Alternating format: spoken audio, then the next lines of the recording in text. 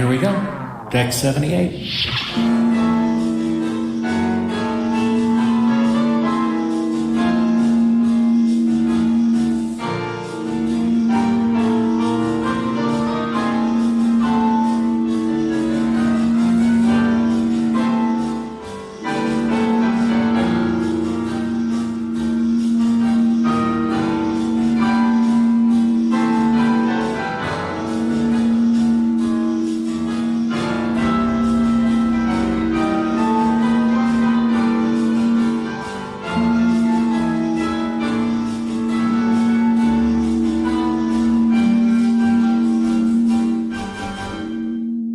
Hey, this is Mark A. Altman. Welcome to Deck 78, the pop culture podcast from the creators of Inglorious, Treksperts, and the 430 movie. And we're delighted to... Toys! Where do you get all those toys? Wonderful toys. The voices you hear now are Daren Dochterman and Ashley Miller, who I haven't introduced yet, but they decided to jump their introductions by making little jokes. Yeah, and we course, feel that your introduction comes too late. And of course, Steve Melching, who knows how to follow instructions, is here as well. Hello, Steve. Melching, the good co-host. Mark. Now when people hear my voice, they know who's speaking. That's right. Do you... Wait, I'm thinking like Singing in the Rain. Do you hear the words that are coming out of my mouth? I am speaking with my lips. I am moving my mouth and words are coming out. I love that Singing in the Rain. Oh my gosh. That movie's great. I hate musicals, but man, I love that Singing in the Rain. You don't hate musicals. I hate musicals. You just haven't come over to the correct side. No, that's never going to... I hate musicals. I've never liked musicals, and I never will. But man, Singing in the Rain is great. Well, that's a rock and roll fable. That's not a musical. True. Okay. Are you looking forward to Joker Folie à Deux? Not at all. No. Not at all. I hate musicals, in case I hadn't mentioned it. Because life is not a cabaret, my friend. It is, though. Okay. Even the musical episode of Star Trek Strange New Worlds? Listen, we celebrate the love here. I'm not going to even respond. I do not hear the Klingons' words, and I do not respond. I hear one more person talk about that fucking episode. But I'll tell you, I do love the Buffy musical. Once More a Feeling. Do you, though? I do. I love it. You know, it advanced the plot. You find out she's dead in that episode, that she died and was wrenched out of heaven. Spoiler alert. And it has great songs. I love that episode. This is the craziest digression, I think. Yeah. What the hell is this episode even about? I'm glad you asked, Ashley. It's because we're toying with the audience. Darren brings it back. Steve got us back on the path. So this is Trek Toy Stories. This was a great panel from Star Trek Las Vegas on the Trekspert stage. We were joined by Nacelle Company's BRIAN VOLK-WEISS to talk about his love of toys. Of course, he is the creator and director of The Toys That Made Us, airing on Netflix. Oh, those are great. Those are great shows. If you haven't watched those, you got to check those out. They're a lot of fun. The Toys That Made Us, that made BRIAN VOLK-WEISS. And he did a great panel on Star Trek toys.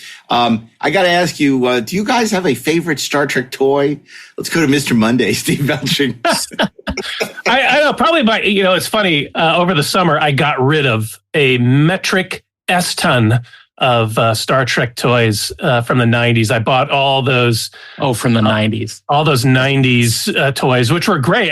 They're cool toys, but man, they're Did you sell them on eBay? Or what'd you do with them? I sold them on Facebook Marketplace. Oh, okay. Which was a lot easier. I might have sold 15 tubs of those damn things. Wow. But they were great toys, and I enjoyed collecting them. But, I wish I had known. They just take up a lot of space.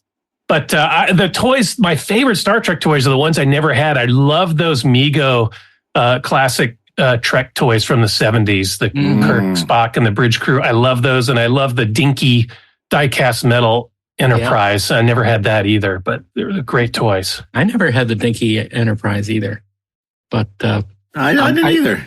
I wish I'd realized that we were going to do this, because in the other room I have, out of its box, my original Mego tricorder, which is the tape deck. But why do you need to know? Why do you need to know because I wanted to bring it in front of the camera. It's the Star Trek Tricorder, complete with a Star Trek cassette adventure, an authentic replica of the Star Trek Tricorder carried by Dr. Bones McCoy and Mr. Spock. It has a built-in microphone and mini readout screen, and includes a carry strap so you can take it anywhere. I got the tape from Johnny. Get the tricorder. Let's play it. The Star Trek Tricorder is a full-function cassette tape player and comes complete with pre-recorded Star Trek adventure. Check the mini readout window. Patrolling outposts. Listen to the voices of your favorite Star Trek heroes, or turn the cassette over and press the record button, and you can tape your own adventures. The USS Enterprise is moving to investigate. The Star Trek Tricorder with built-in microphone and mini readout screen. New solid-state electronics from Mego. So what? Well, so See it driven the to three of Ford. us could see it. It's Deck 78. There's That's no correct. video version of Deck 78. But we can This isn't for describe them. it in This great is for detail. us. Oh, it's for us. Okay. Well, I know what a tricorder looks like. I've seen it on the show once or twice. I don't need you to tell me I turned left when I should have turned right. How dare you? It's a tricorder. It does three things. It does three things well. It does three things. That's all it does. I think Other Darren than and I the both had quad the Star Trek Explorers model kit that I used as toys. Oh, yes. Yeah. Who Not didn't? designed for that purpose, Yeah. but and that's how they quite got flimsy. used. I resent that, Steve, because, I also had the Oh, okay. Star Trek Explorer kit, Yes. and I built that with my own two hands. Stone knives and bear skins. And even though those toys were super small, I made it work because it was the coolest thing ever. But they People weren't super cannot- small for us at that age. No, No, they were just I the had right big size. hands. They don't understand that how remarkable it was when that came out. It To was be able amazing. to build and to walk around with the tricorder and the phaser and the communicator, to have that at that time. That was Smell of extraordinary. super glue wafting into my nostrils. I didn't use super glue. Is that Tester's model? I was- Oh, we had I- Tester's I- model glue. And Well, I was- sometimes we had the non-toxic It still smells like Tester's shit. model glue in the blue packet. The test. you I was had, so you had worried. non-toxic? Oh, lucky you. Yeah. Oh, you can lick It- that. It worked terribly. It was awful. But you Oh, could I still had make the very spider toxic webs glue. with your fingers. You could put glue on your fingers and then it would get tacky, and then you could make spider webs. Toxicity makes it stick together. That's correct. When we all get cancer, we'll know why. It was that Tester's model glue when we were 7 years old. Yeah. Oh, God. And then I could never wait for it to dry properly. So you'd be playing with this and they'd be kind of falling apart. You'd have to jam it back together and glue it again. And it would never go back together. No. Never. I know. That was tough. Make what had been unmade. But it was the coolest thing ever because It Yes. totally was. Yeah, I mean, it's like, oh my God. It was like you could be the landing party. I've Now talked they would about this say- before. My uncle built that kit for me. Yeah, When I was before a they kid. had it. Yeah, you did mention that. And he put batteries and a light in the phaser with a little switch on the front that it would light up. What? It was So- the best freaking thing ever. He's also the uncle that gave me Mr. Spock's Music from Outer Space album. Nice. And that man's So- name was Chris Kringle. No, but he certainly felt like one. Wow. So great. So awesome. Yeah, so we were joined by BRIAN VOLK-WEISS to talk about great Star Trek toys and some of the exciting stuff that's happening at the Nacelle Company. They're doing some really cool stuff in the Star Trek world. And we'll be back if you want to find out the rest of our favorite toys after the panel. So stick around, Deck 78, because we're just going to be here having a few drinks while you listen to the panel. And when you get back, we'll still be here.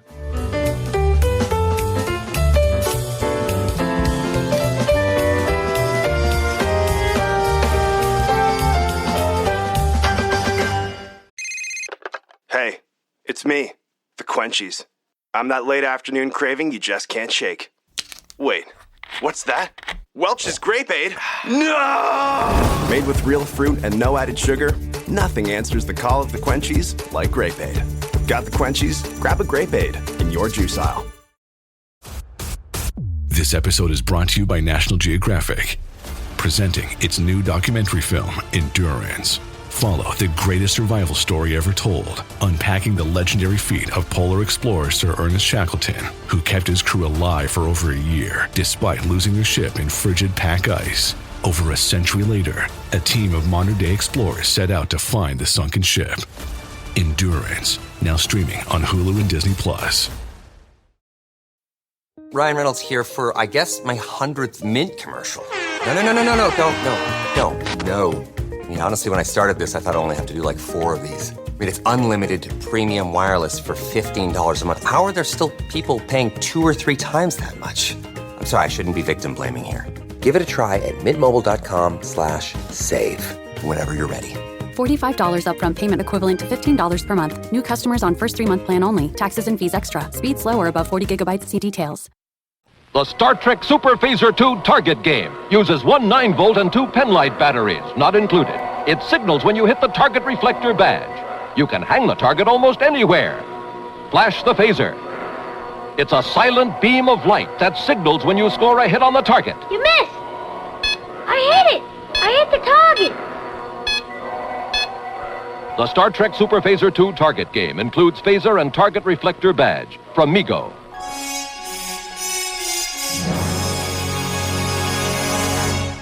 So without any further ado, I'm going to stop my yakking, and I'm going to introduce you to the CEO of the Nacelle Company, BRIAN VOLK-WEISS. Here he comes. Thank you, Brian. Oh, right. And then how's everybody doing? I got one of my colleagues here. This is his name is Brian Adams. He just got his first new 6-string, right, just to do the obvious joke.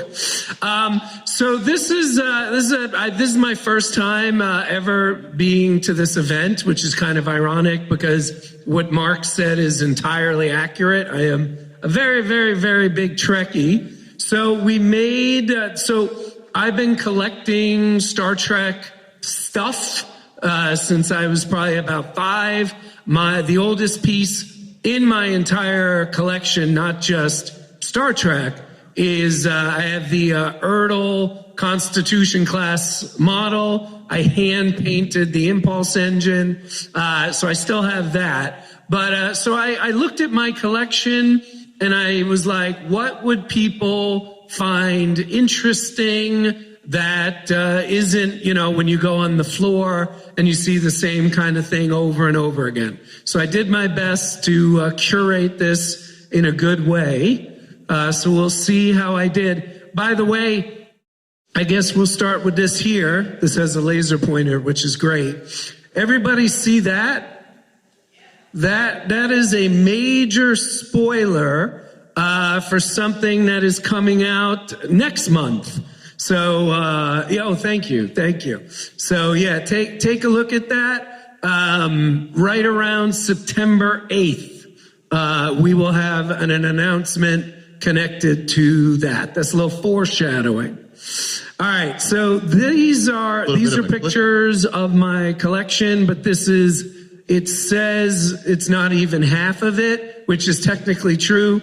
This is about a quarter of my collection. The best way I can explain it, a couple of years, actually probably about 5 or 6 years ago, I got some good news at work and I texted my wife.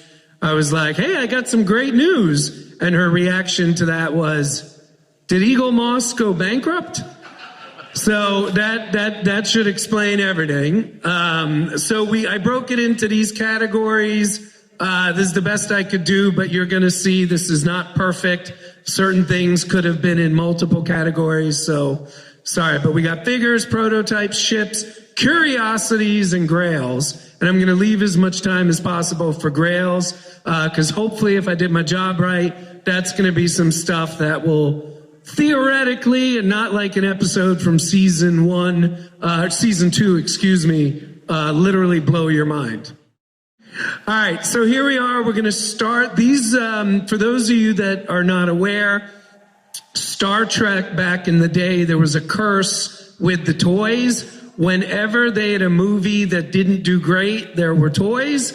And whenever they had a movie that did do great, there really weren't toys. So this is the, within reason, the case in point. So that these, let's see, where are they? All right. So these are the prototypes for the Ertl Star Trek 3 figures. And you can see that's the Klingon, that's Kirk, that's Scotty. But what these are, this is something in the toy business called kit bashing, where they want to do the prototypes. They have to take figures that already exist and then literally with razor blades and paint and a nail file, make them into the prototype that will become the figure. So you can see that body led to the first Klingon prototype. And then these were Big Jim figures as well. And this was an absolute disaster of a line. These were in the bargain bins probably less than 2 months after they came out. The movie did well. You know, I'm a huge fan of it, but it wasn't Star Trek 2 and it wasn't Star Trek 4. Needless to say, the toys did very badly. So these are what are called packaging tests. But we also have a prototype here. So this is the Galoob Wesley Crusher, which because this line did so badly, never got made. And you can see there's only 4 of these known to exist. And it's obviously on a Captain Picard background. So you can see a rare prototype with a packaging test. So, and there'll be questions hopefully at the end. So if I'm going too fast or too slow, I apologize. Brian, I mean, these things are so rare, these prototypes. Like, how do you usually get these? I mean, you got any good stories you want to share? I mean, for the most part, it's auctions. There are some pretty exclusive, dare I say it, eBay groups and Facebook groups that are dedicated only to Star Trek. And then, you kind of get known. So like a lot of people in the toy community for Trek, like they kind of know what I'm into. So like those Galoob prototypes, for example, that was like an incoming DM I got on Instagram. Like, hey, I got these. Are you interested? I need to sell them. So it's a combination of all those. How quick was that reply? That was pretty quick reply. And I think I just, whatever number he gave, I accepted. I cannot believe I have those. That's so incredible. So these are packaging. Oops. A little sneak peek there. These are packaging tests. So you can see that is not Captain Kirk, but it says Captain Kirk. So that's just where they're testing packages.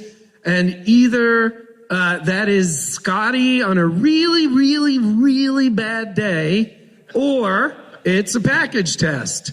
So and again, there's probably less than 5 of these and probably only 2 or 3 of these at most. Just by a show of hands, how many people know the story of, this is the infamous 1701 collection. How many people know the story about this? All right. No, I think 2. You got competition, sir. So this is considered to be, and I'm going to put it nicely, this is considered to be one of the stupidest things. I'm from New York, so that really was the nicest way I could say it. But this is one of the stupidest things done in toy history, not just Star Trek toy history. So basically, Playmates that had been printing cash for about a decade decided, hey, even though we have a fan base that primarily is completionist, all they want to do is complete, let's put out only 1,701 of this figure. So what that meant was, all of a sudden, millions of people who had literally been buying everything were like, well, why am I doing this? This is stupid. I can't be a completionist anymore. And they stopped buying. And even though this was, other than Turtles, Playmates' number 2 brand for over a decade, within 6 months of this coming out, sales had fallen 50%. And within 3 years, the line was canceled. So again, if you ever start a toy company, don't do this. Okay, so you ever go on a business trip and you have all these stupid calculators with the logos on it, or a plush hot dog for some weird reason with like the Coca-Cola symbol on it or something? This was a Diamond Select convention that they did for comic book stores, Toys R Us, KB, everything. And if you went, you got a free, it's Timeless Geordie, which basically means they just took the old Geordie that had, the same uniform and everything, and they just made a new head. Or maybe they didn't even do that. They may have already had the Generations one. I don't know. But this is a very cheap way to make an exclusive figure. And this actually, all jokes aside, is super exclusive because it never went on sale to the public. This was just given to traveling salespeople like, hey, thanks for coming. Here's some cool shit. So these are all Playmates prototypes. I just, again, hopefully for all of you, you're not insane toy collectors like me, which means you have some money in the bank. But I just wanted to show you some versions of what these look like, when I get them at the auctions and what they look like when they're being made. So this is the Kirk prototype that became this Playmates Kirk. But if you look carefully, a 23rd century uniform, pre-refit, has a 24th century season 1 arm. And that's very often what happens when you buy these things in auctions, because the people you're buying them from usually worked at the store, at the company that made them. And these were things that people were just goofing around with at the offices, having fun. So that's why he looks like that. Nothing real special here, except for the fact that it's just a beautiful, beautiful prototype. This is a specific kind. This is obviously Picard in his season 5 comfortable pleather jacket. But you can notice these pins in his ankle, in his knees, and in his arms.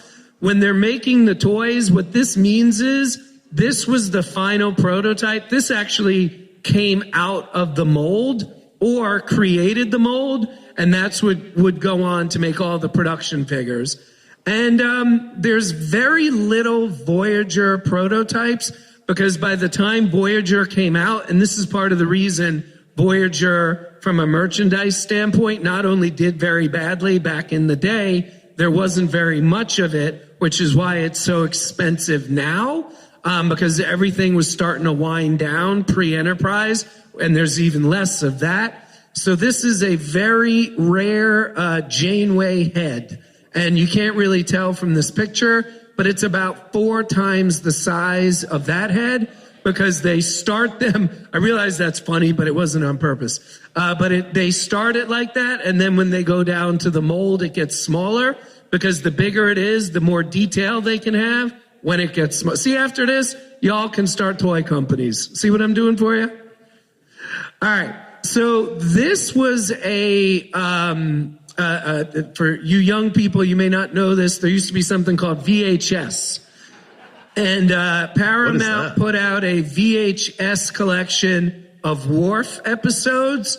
And if you were willing to pay twice the price, you would be lucky enough to get a not the greatest, I think that's Gowron. The eyes are a little too small, but he's got some funky legs. I'm pretty sure Gowron didn't do Pilates, but yeah. So this came with that, and one of my no offense to anybody, I'm not a huge Klingon guy, but this is one of my favorite things in my whole collection. All right, speaking of favorite things in my whole collection, this is the Hallmark prototype for the Enterprise D ornament. It's hard to tell from this picture, but the nacelle on the sides are purple. These lights are purple. And this came from the mold, which means this was made to test the mold before they started testing the paint. And there's probably, if I had to guess, 2 or 3 of these in existence. I've never seen another one, but there's probably, statistically speaking, they probably made 2 or 3 others. Who knows where they are? So that one doesn't go on the tree then? No, sir. That's behind a lot of glass. Got it. A lot of glass. This is a prototype of Diamond's Star Trek 3 phaser. The production, all the screws are covered, and obviously it looks like it does in the movie. So I just thought that was kind of cool because it's different than anything else I'm showing you. Okay, who doesn't love Cybok? Everybody loves Cybok, right?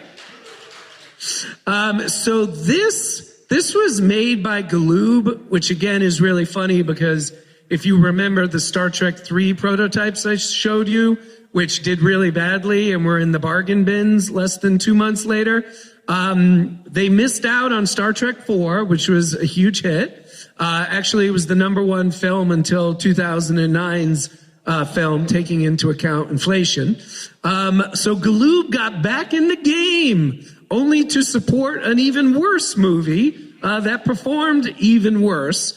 This was a Cybok. It's funny, it doesn't say it on the box, but these were exclusive to Suncoast Video. And then again, these were probably in the bargain bins in less than a month, maybe even 2 weeks at Suncoast Video. You can see the arms are not on. You can see there's some patterns here which didn't make it to the final toy. So I just kind of love this stuff. If you watch any of the shows I direct, this may sound weird, but after I say it, and if you ever watch them again, you'll see it. They really do kind of focus on failure. We have a positive energy and we make them a lot of fun. We use a lot of comedy, but I'm very intrigued by failure. So we got a lot of failure here. We got Galoob, we got Suncoast Video, and we got Cybok, Spock's previously unmentioned half-brother. Question on that one, Brian, before we move on. You had mentioned that the designs vary from the final production figure. Like, how often with these prototypes that you own do you notice stuff like that hasn't made it to the final? Oh, very, very, very frequently. Yeah, and it's hit or miss. Sometimes the prototype has stuff where you're like, oh man, why didn't they do it on the production one? And other times you're like, oh, thank God they didn't do that. Wow. Yeah, so it's really interesting. And does that increase it in value when it's one that has like a feature or a design that didn't make it? Absolutely, as long as it's not, like there's some prototypes, like I have an Ahsoka Tano prototype, that's awesome, but there's probably 200 of them. Like this, if I had to guess, is the only Cybok prototype in captivity. Incredible. This is just a regular Eagle Moss. So now we're into ships, by the way. I should mention we're changing sections. So this is just a regular Eagle Moss Discovery. But I had a meeting with Mr. Kurtzman, who said, who signed it, and he wrote, Brian, live long and prosper. I can't read that. And then he signed his name. So I just thought that was cool, and you probably hadn't seen that, so that's why that's there. Okay, so this is one of my favorite things in my entire... So my whole collection is over 4,000 pieces. This is one of my favorite things in the whole collection. So Star Trek 1 is in production. Star Wars, which was made about a year and a half earlier, cost $9 million to make. Star Trek the Motion Picture was greenlit at $20 million, and as they were getting closer to the film being in theaters, was getting close to $40 million. And again, Star Wars 2 to 2.5 years earlier was less than $10 million. So Katzenberg at Paramount started freaking out. He told his consumer products division, I don't care what deals you get. I need $20 million in deals because this movie is so over budget. So this company, West End, you can see it right there, they basically made car parts and puzzles.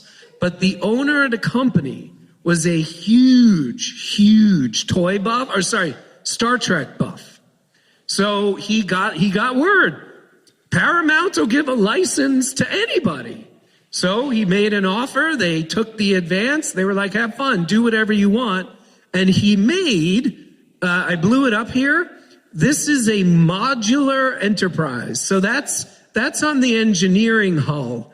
But you can see on the saucer section right there, that is another modular hull that allows you to make brilliant creations like this.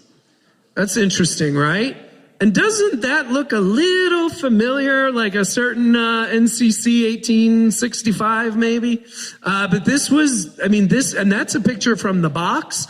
That box was made about 4 years before Wrath of Khan would be greenlit. So this, oh, by the way, it also has the most batshit crazy sound effects you've ever heard. There's actually a tiny, tiny little record player in the saucer section that I don't know why they needed a record player because it's just an alarm. And then this is a giant red light that just is, bright and red. So, and it is, by the way, it should also be said, a very hard to find these in bright white. So this is literally in my collection behind a certain type of glass that makes sure it stays bright white. This is another very interesting story. So I'm very proud of the captions, by the way. I should have been reading all the captions. So the caption here, another Narendra 3 casualty. So normally the way this works, kind of like what I was saying about the Geordie figure, where when you're doing exclusives or special editions, these molds are very expensive. A mold for a ship like that is probably between $80 and could be as high as $130,000. So normally what happens is you make the mold, you put out the ship, everybody loves it. Yay, it's great. Oh no, there's a Comic-Con coming up. We got to do an exclusive. And you take the mold and you're like, we're going to do the Gold Enterprise C. Because the molds are paid for, right? So they only have to make 1,000 and it does well and hey, everything's great. What makes this incredibly strange is this is the first and only Enterprise C that Diamond ever put out. So they basically put out the exclusive variant without putting out the regular toy. I have a lot of friends that work there. I've asked all of them many times why they did this. Nobody knows the answer. And these are also, they only made 200 of these. And these, if you can find these and you have, a little room left on your credit card, I would snag it because they're only going to go up. Okay. I got to be honest. I bought this last week. I don't even think it's been a full week. I think I bought this on Saturday. But this is the very, very hard to get exclusive Hallmark Enterprise B with Nexus damage. And again, that's a whole part of it. They already had made the mold for the regular Enterprise B. They put a little crap in the mold. Then they paint the hole that the crap made black. And then, woo! Now it's the Generations version. But I love this so much I had to include it. All right, now we're getting into oddities. I bought this at the Star Trek exhibit in LA about 2 years ago. The caption, The Captain's Bathroom, which is a play on the Captain's Holiday. I had to go there, sorry. I do love puns, but yeah, that just cracks me up. Star Trek 2 watch, but does it have a Chambers coil? Should say Chambers. I don't know what happened to the H. But again, this just, this is what's called label swapping. They obviously, the company that made the watch had the watch. They did a deal with Paramount. Paramount cashed the check. And all of a sudden, I don't know about anybody here. I'm probably an 8 out of 10 Trekkie. So if any of y'all are 10s out of 10s, can you let me know? Does that look like Starfleet equipment to any of you? I don't know. Maybe it's Cardassian. I don't know. A lot of sneaky stuff. But that is called label swapping or slapping. All they do is they put the Enterprise there, and boom, now it's a Star Trek 2 watch. This, and I'm very excited because I saw one for sale today for $600, and I paid about $50 for this 10 years ago. This is the very first Hallmark ornament ever, and they did a massive promotion. We'll see if I can get this to work. But so they made these for the stores 6 months before they actually went on sale. And they had that, and you would push this button, and hopefully we can show you what it was saying. Interested in the new collector's ornament from Hallmark. Ah, the shuttlecraft Galileo from the Starship Enterprise. Precisely. You know, it lights up when you plug it in. And listen. Shuttlecraft to Enterprise. Spock here. Happy holidays. Live long and prosper. Fascinating. For a store in your sector now carrying the Star Trek ornament, call 1-800-HALLMARK. Live long and prosper, right? No, I'll take 5. So that's when you would hit that red button, you would hear it say what you saw in the commercial, hi, shuttlecraft Galileo, yada, yada, yada. I love collecting these kinds of displays that were only used for a certain amount of time for a specific reason and never for sale. What percentage of your Christmas tree is Star Trek ornaments? Well, because of my wife, less than 2%. Oh, no. Yeah. But I was thinking if I had married a Trekkie, it'd probably be significantly higher. All right. So for any of you old enough to remember, Universal didn't buy, didn't lease, and didn't, I guess technically borrow, but they did borrow the sets. And these were the real sets from motion picture up till Star Trek VI. So every time Paramount made a new movie, they have to get the sets back from Universal. The reason Paramount did this was to get out of spending money every month on warehouses to hold the sets. So back in the 80s, and early 90s, you could go to Universal and see this kind of weird stage show with the actual sets and costumes from primarily Star Trek 1, 2, and 3. And this, if you went to the gift shop, which of course I did, you could get a little suitcase that included, and the one that I have has this from the guy who I got it, who sold it to the store I bought it from.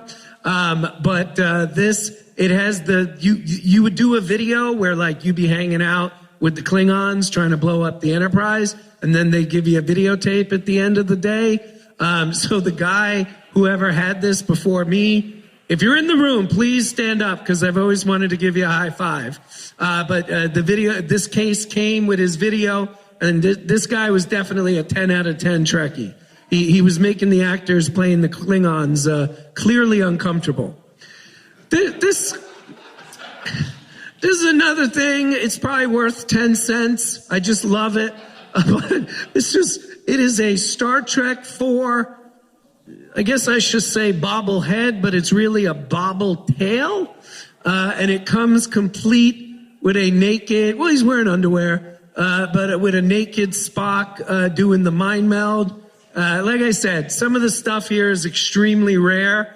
I would assume they made at least 50,000 of these, but I just, every time I see this, it makes me smile.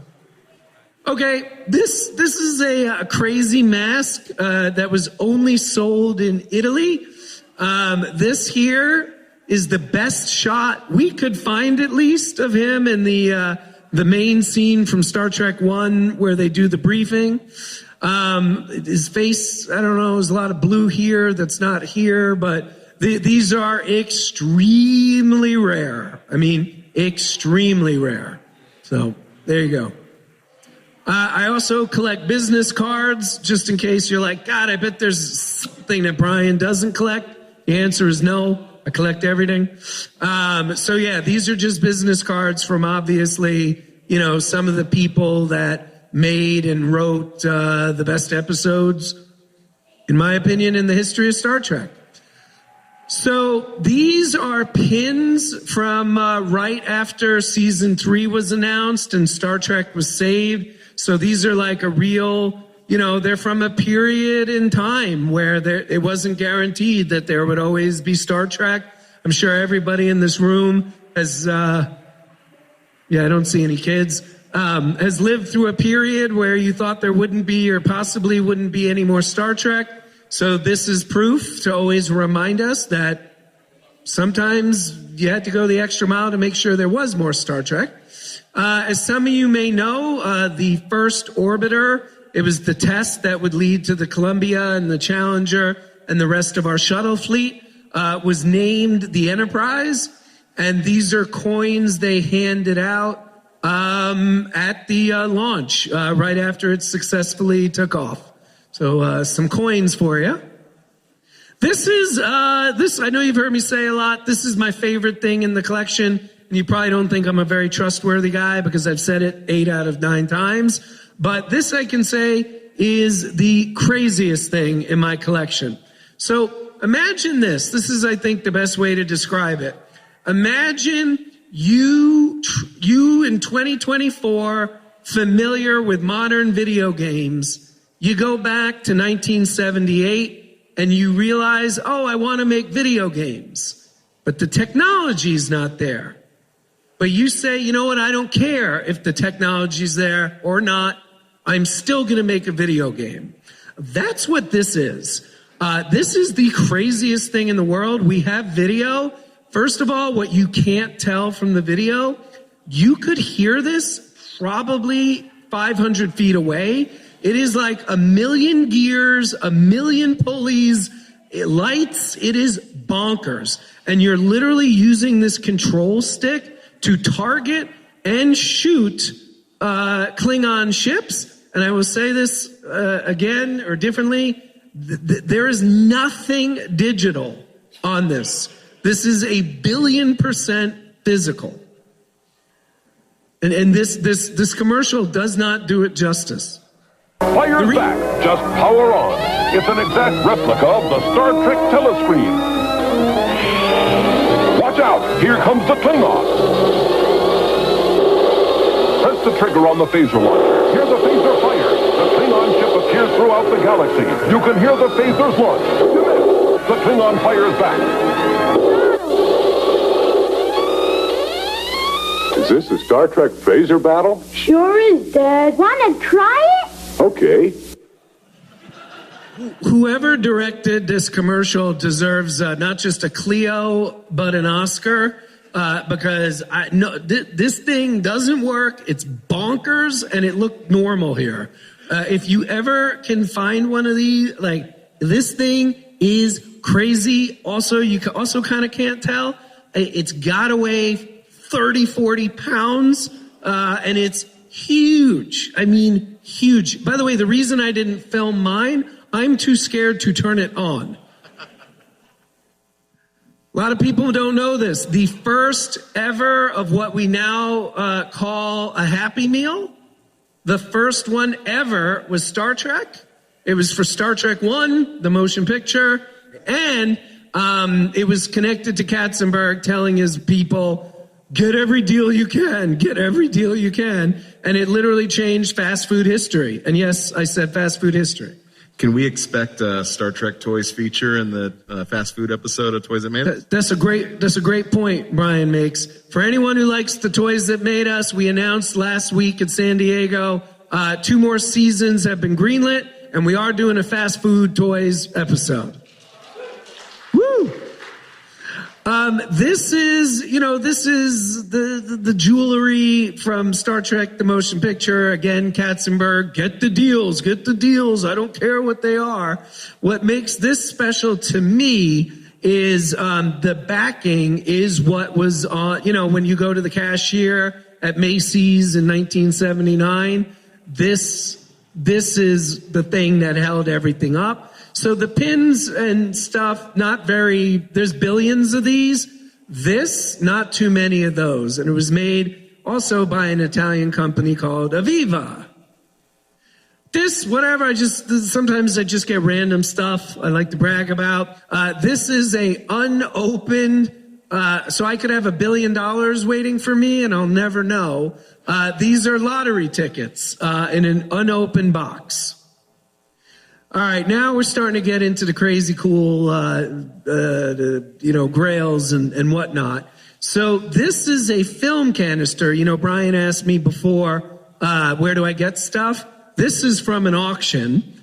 This is the explosion that ILM made for when the Enterprise blows up again and again and again in cause and effect. So that is in my top 5 favorite episodes of all Star Trek. And I also worship Gary Hutzel. So this is it's what I call a twofer. When you're organizing these things, do you have like a TNG section? No. It's a great question. It's really organized by genre of toy. It's like all the figures are together, all the I have a whole shelf of just weird Star Trek stuff. I actually just bought a Star Trek spatula about 2 hours ago. That'll go there too. I bought a Picard Cork hard drive a couple minutes ago. So that'll go in the same shelf of just kind of like weird Star Trek stuff. That's awesome. This is the Mego Star Trek bridge that they made for the motion picture. It's an interesting bridge. If any of you are Trekkies, and it would be very odd if you're not, did any of you notice this bizarre door right next to the view screen? Because I never did. This is another one of the toys, extremely hard to find white.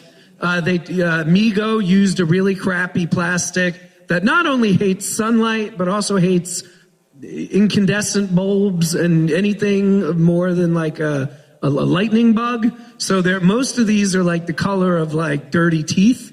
And it was Mego was on the verge of bankruptcy. So you can see the quality is terrible. There's no backs to the chairs, yada, yada, yada. Did I mention the secret door? So this was a real grail for me. This is a Star Trek 1 communicator from the movie.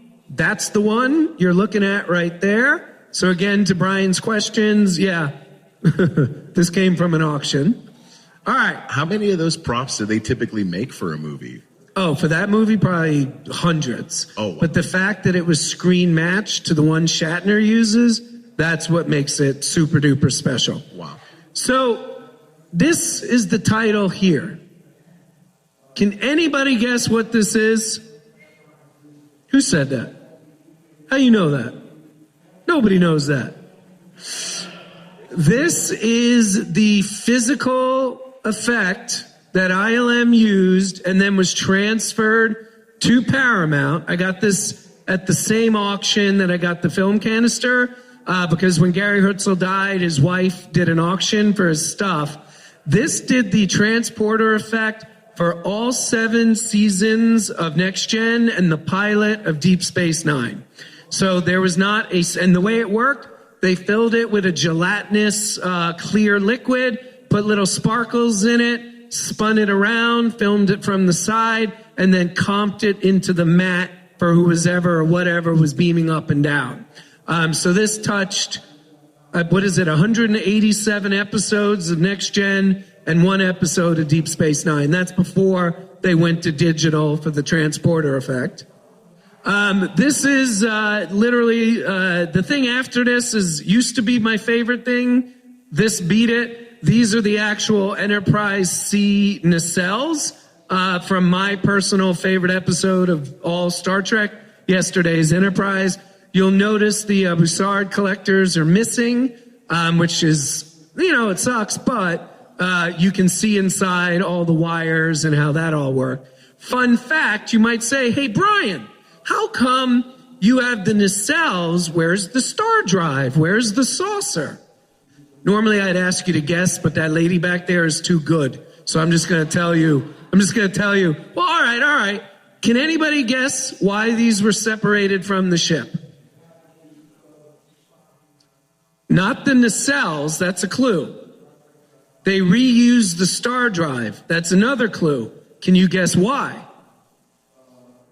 It was a floating background hull in the Wolf 359 shot. I think it was the second episode of Best of Both Worlds, All Worlds. And we are ending on the mug. And that lady back there, be good. Does anybody know what this mug is? Woohoo! This is a good room to stump people. Okay, so check this out. Star Trek VI comes out. It does very well. But season 7 of Next Generation is starting to wind down.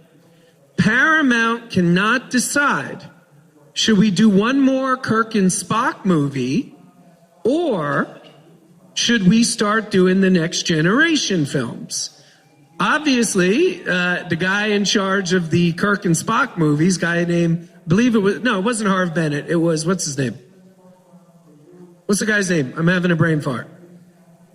Who's the guy who ran all the movies? Not Harv Bennett. Not Nicholas Meyer.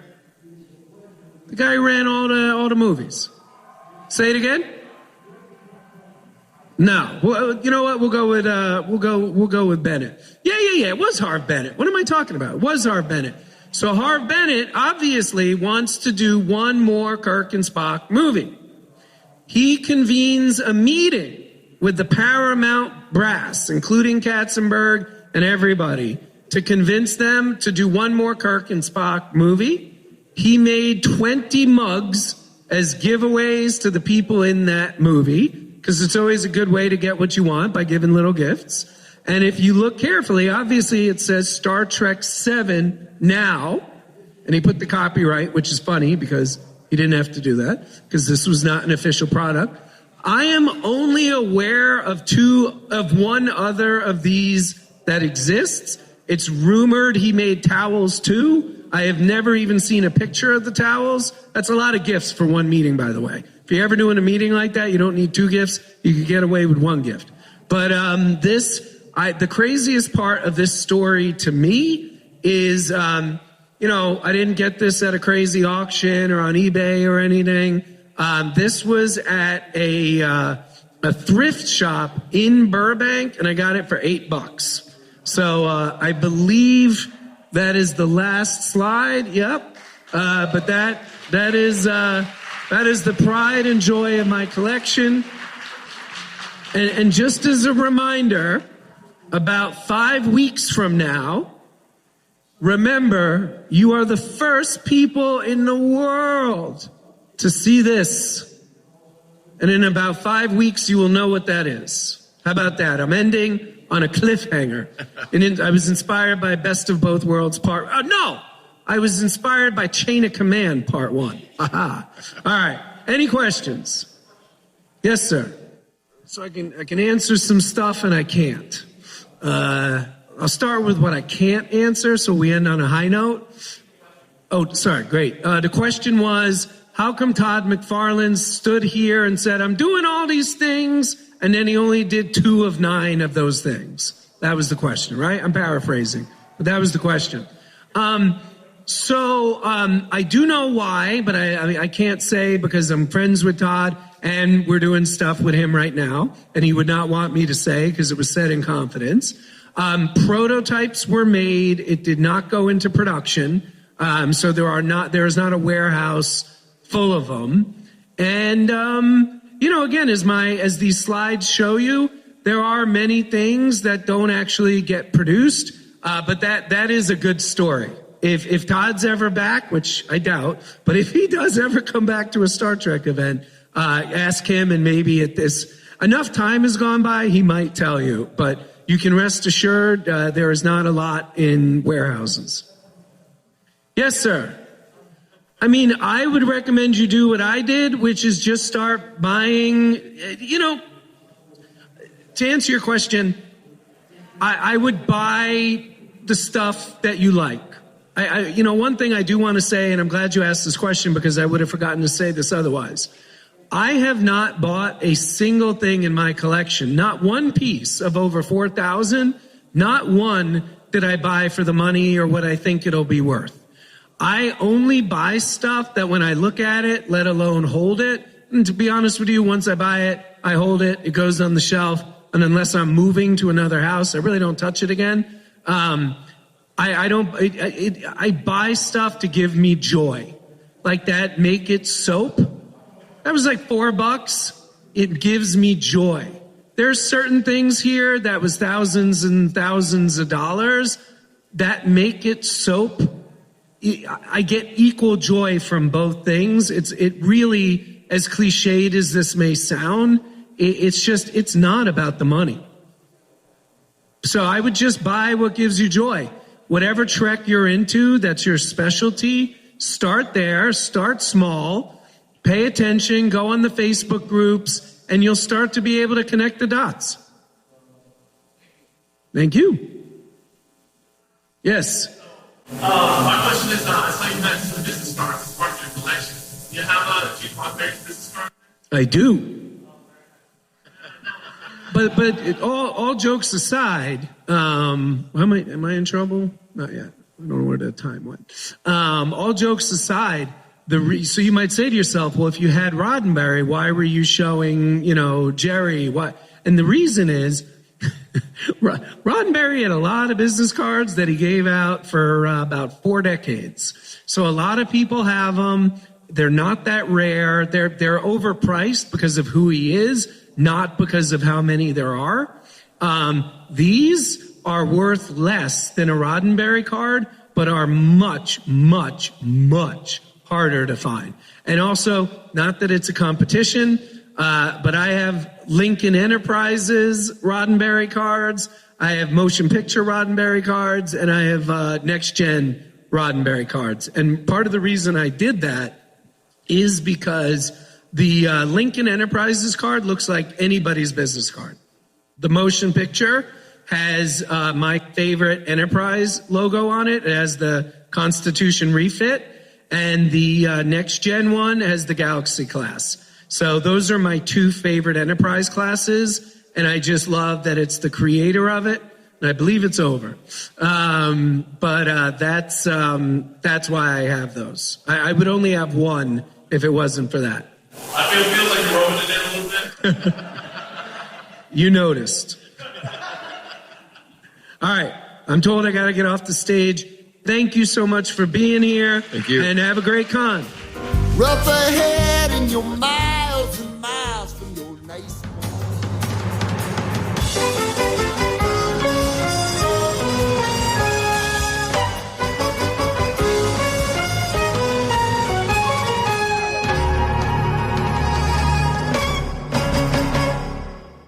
What's up, guys? It's the champ, Sean O'Malley, here to talk to you about Prize Picks. Prize Picks is the best place to win real money while watching football. Run your game on Prize Picks. Prize Picks will give you $50 instantly when you play your first $5 lineup. You don't even need to win to receive the $50 bonus. It's guaranteed. Just download the Prize Picks app and use code SPOTIFY. That's code SPOTIFY on Prize Picks to get $50 instantly when you play a $5 lineup. Prize Picks. Run your game. Must be present in certain states. Visit prizepicks.com for restrictions and details. This episode is brought to you by Shopify. Upgrade your business with Shopify, home of the #1 checkout on the planet. Shop Pay boosts conversions up to 50%, meaning fewer carts going abandoned and more sales going cha-ching. So if you're into growing your business, get a commerce platform that's ready to sell wherever your customers are. Visit shopify.com to upgrade your selling today. We're back. You heard it straight from Brian Volk-Weiss, all about Trek toys and what's happening in the Nacelle Company. Thanks for Brian for joining us at he has Star Trek Las quite Vegas. A collection. Oh my God! He's the toy master. He's like a Batman villain, the toy master or something. But I've been to his house and I've seen his collection. It's extraordinary. Really, it's and a lot of prototypes. It's like not just like collecting. It's like a lot of prototypes, things He's that like were never Kiva released. Spaggio. That's Wow, who he is. It's like the most toys. Yeah, he's like Kivish Fajo. That's Saul Rubinek, to those of you who know. Weirdly Yeah. low key, an episode I really love.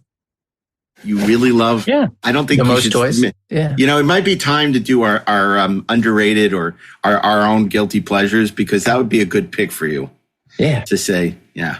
Well, and originally that character was played by David Rappaport. David Rappaport. Don't look at IMDb. I know. I am IMDb. Don't look at IMDb. Answer me now. And then Saul Rubinek I've merged said, with the creator. And then Saul Rubinek could say, "I'm not Rappaport." That's such a good joke. Wow. That is such a good joke. That's like a highly elevated joke. Like most people aren't going to get that, but like that is so erudite. That is like props to Darren, man. That is wonderful for you. How lucky you are. Wow, that works on so many levels. That is so funny. None of which anyone understands. No, they're going to look it up. They're going to look it up. So why is that funny? Oh, David Rappaport. But there was a play called I'm Not Rappaport. I'm Rappaport. It's like, oh my God. It's like, that's so clever. I can't top that. I got for the jokes, the little jokes. We got Steve for the knowledge bombs, Darren for the little jokes, and Ashley for outside the box. For just insanity, pure insanity. Speaking of outside the box, I want to hear more of your favorite toys. And I'm the ringmaster. I just got to keep it all on the rails. I guess the conductor.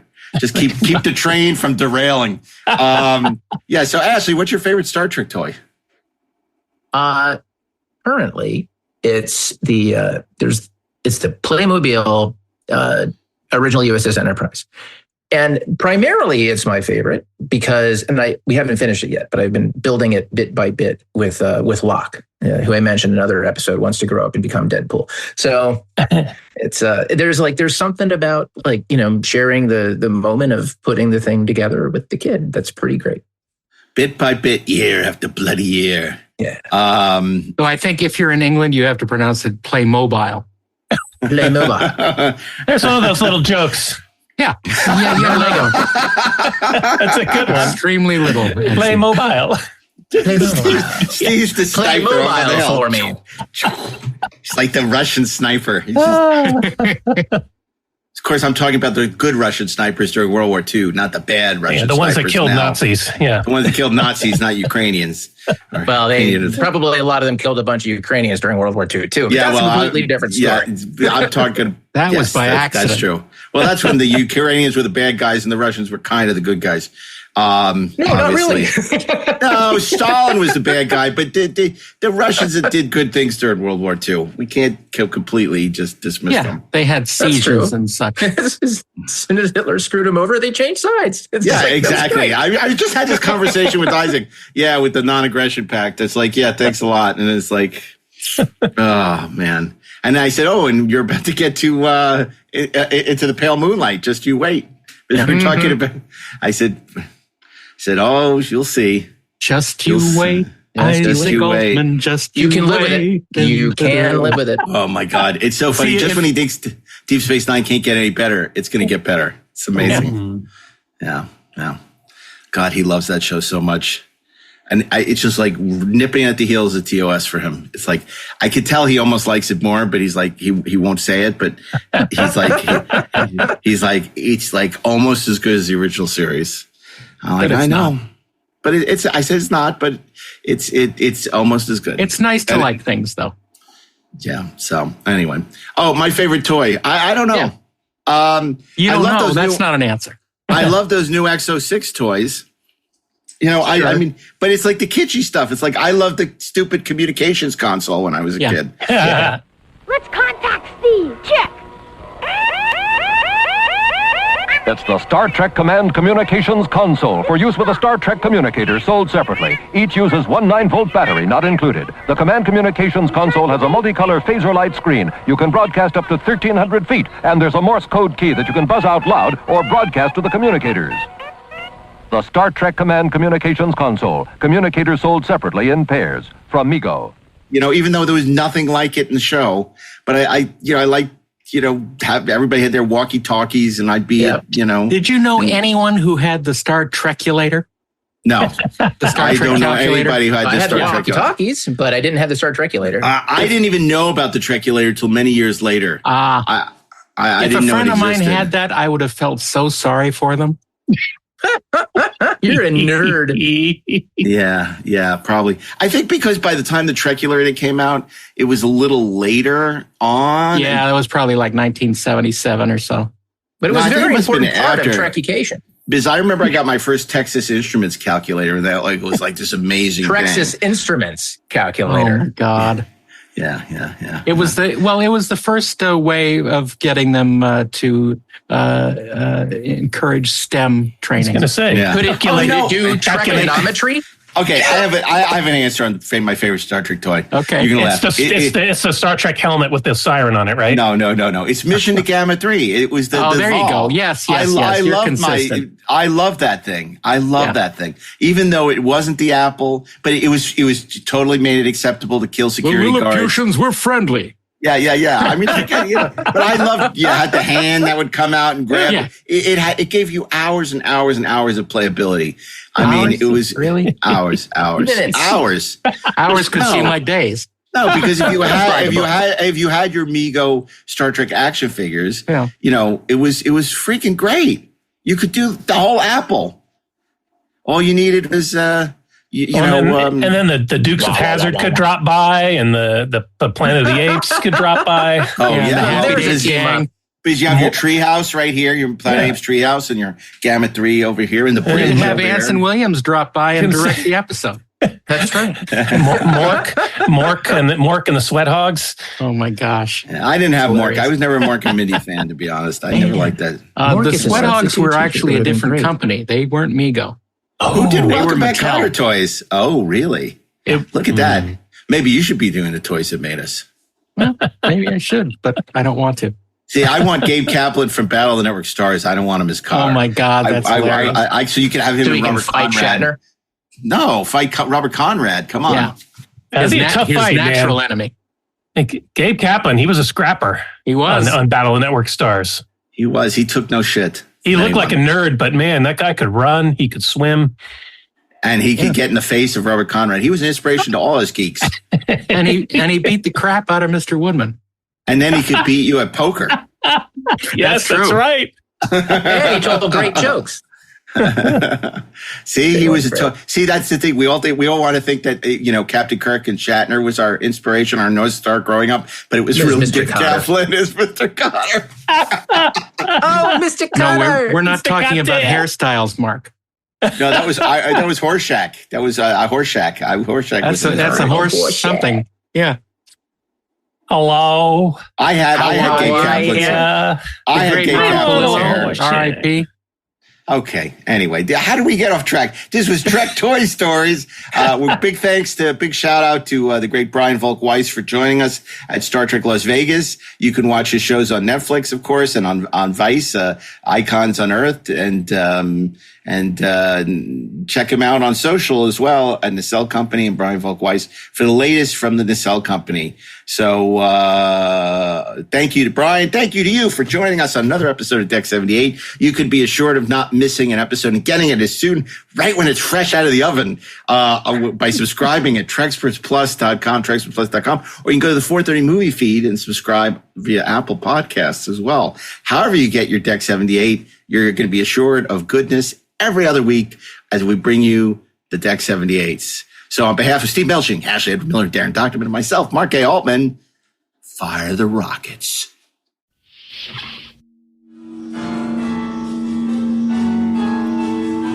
Deck 78 is an exclusive podcast from Treksperts Plus.